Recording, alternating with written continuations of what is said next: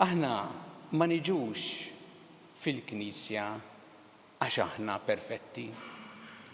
Kieku il-Knisja kienet biss tilqa' ġo fiha lil perfetti, kieku l-knejjes huma vojt.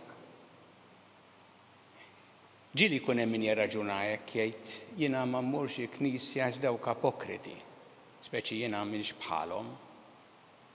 Imma Ġesu jfakkarna li aħna immorru l-Knisja ilha li ġmiet imbin li narfu il-ħażen tagħna ma narfu wkoll il-mulej isalvana hu u joħroġna mid-dnub tagħna.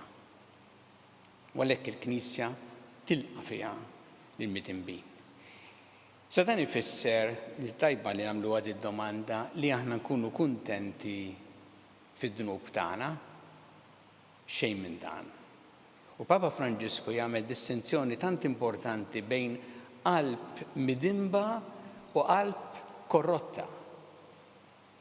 Qalb midimba tfisser li aħna narfu il-ħażin u ngħidulu b'ismu ħażin, narfu li għamilna ħażin, jiddispjaċina tiegħu nitolbu lil Alla maħfra u Alla jagħtina l-maħfra u l-ħniena tiegħu.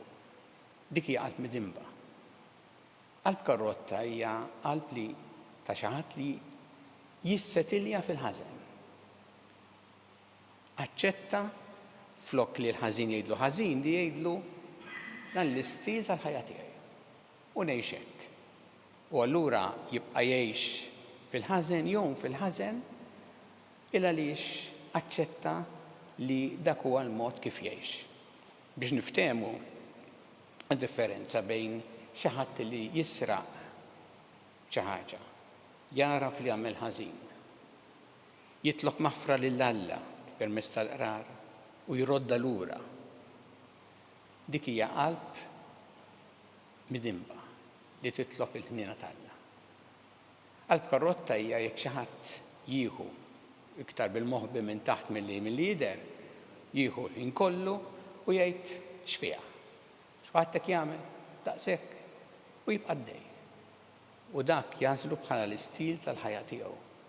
Dik qalb korrotta li ma taċċettax il-maħfra u l-ħniena tal-Alla.